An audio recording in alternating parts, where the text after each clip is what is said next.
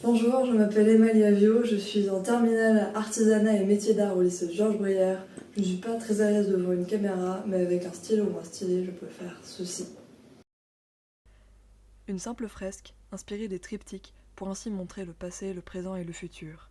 Dans le passé, Elise Nick Marta, viking barbare et tribal d'un autre univers, mais aussi Lia Marquino et Trelos le roi.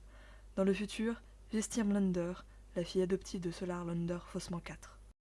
Cette histoire donnera un webtoon, ou webcomic, que j'ai commencé à écrire.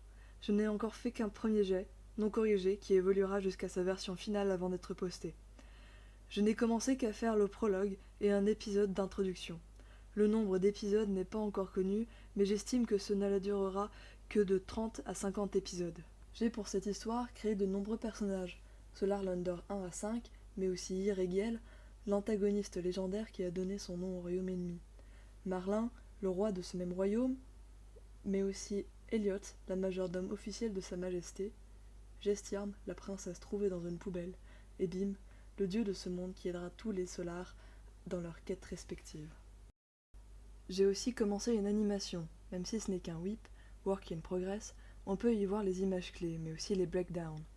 J'attends d'être motivé pour faire les in-between et le finir au propre. Bien sûr, After Effects sera aussi utilisé pour les détails finaux, mais cette animation me servira pour mon projet final et sera un entraînement pour les perspectives.